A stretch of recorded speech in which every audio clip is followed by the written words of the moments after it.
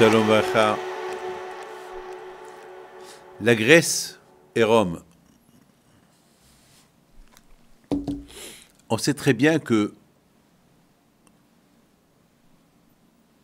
la Grèce, les Grecs, lorsque ils ont dominé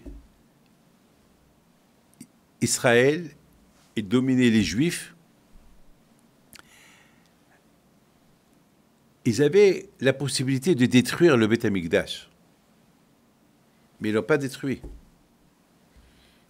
C'est étonnant. Pourquoi ils ne l'ont pas détruit? Quelle est la raison? Les Romains, c'est ce qu'ils ont fait. Ils ont détruit le Beth Amikdash. Ils ont fait exiler les Juifs. Ils ont pris la Ménorah. Mais les Grecs, non. Ils ont laissé la Ménorah à sa place. Ils ont laissé le Beth Amikdash à sa place. Et ils ont fait du forcing. Je ne comprends pas. Pourquoi les Grecs, ils étaient stupides, ils étaient fous. S'ils veulent dominer Israël, pourquoi ils n'ont pas détruit le Beth Amikdash?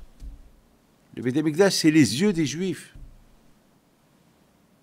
Ils ont éteint la Ménorah. Pourquoi ils n'ont pas pris la Ménorah? Pourquoi ils ne l'ont pas cassée? Je pense, c'est ce qu'ils auraient dû faire. Ils ne l'ont pas fait. Pourquoi? Mes amis, vous savez pourquoi ils ne l'ont pas fait? Parce que les Grecs, ils étaient très intelligents. Ils savent que les Juifs, ils sont aussi intelligents. Ils ont voulu que les Juifs ils restent dans leur terre, mais sans religion. Le Juif, il est attaché à Dieu à travers le Beth Amikdash. 3 fois dans l'année, les Juifs, ils viennent au Beth Amikdash. Et à Kippour, il vient là-bas pour se faire pardonner. Le Beth Amikdash, c'est le lieu de rencontre, le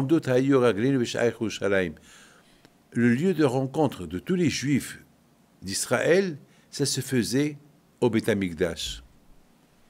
Il y avait des miracles comme les millions de Juifs qui pouvaient être au Beth Amikdash. C'est comme par exemple, dans un stade de football, vous allez trouver là-bas 10 millions de personnes. C'est impossible, un stade de football plus grand, pas plus de 100 000 spectateurs. Alors, pas 10 millions de personnes. Mes amis, au Beth Amikdash, il y avait tous les Juifs de tout Israël, ils venaient là-bas à Rosh Hashanah, à Pesach, Shavuot et Sukkot. La folie. Donc les Juifs, ils ont voulu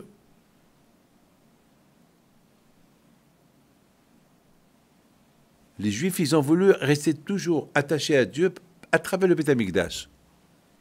Bon, aujourd'hui, on n'a pas de Beth Amikdash, on a la synagogue, on a des lieux de rencontre. Les Grecs, mes amis, ils ont voulu apporter le doute. C'est quoi le doute? Ils ont voulu que le Juif il se pose la question. Vous savez que la Ménorah, c'est la Torah. La Ménorah allumée au Beth Amikdash, ça représente la foi. Ça représente beaucoup de choses, la lumière.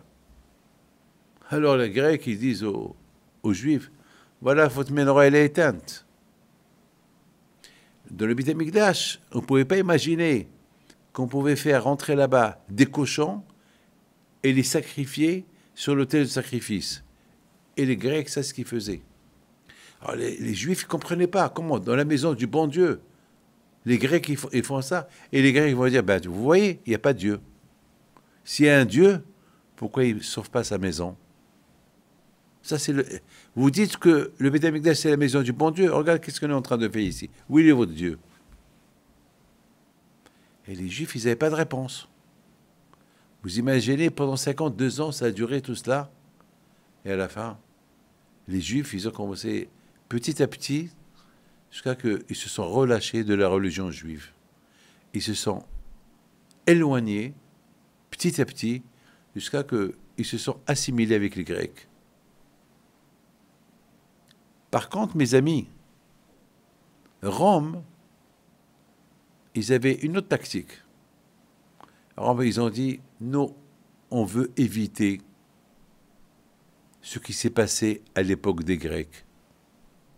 Voilà, l'expérience a montré que les Grecs, ils n'ont pas détruit le temple. Et à la fin, tant que le temple était à sa place, et à la fin, les Hashmonaïm, ils ont fait une révolution, ils ont fait chasser les Grecs d'Israël et ils ont gagné la guerre. Nous, on ne fait pas comme ça. Nous, on va détruire le Beth Amikdash et on prend la Ménorah. Mes amis, aujourd'hui, Baruch Hashem, c'est vrai, on n'a pas de Beth Amikdash, on n'a pas de Ménorah, on est en exil, on est un peu partout, on est en Amérique, en France, en Angleterre, en Europe, un peu en Israël, un peu partout. Mais partout, on a un Beth Amikdash. On a les synagogues, grâce à Dieu. Aujourd'hui, la synagogue elle représente le Beth Amikdash.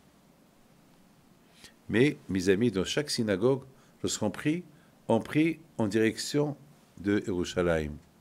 Ça veut dire que Yerushalayim, il est là. Le Beth Amikdash, il est là.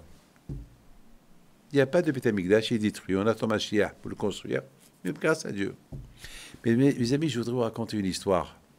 Il y a quelqu'un qui m'a raconté que sa grand-mère, avant qu'elle ait été tuée à Auschwitz, avant qu'elle ait été tuée, elle a écrit une lettre et elle l'a cachée chez elle à la maison. Une cachette à la maison. Elle a dit, on ne sait jamais. Si jamais quelqu'un de ma famille va retourner ici, va trouver cette lettre.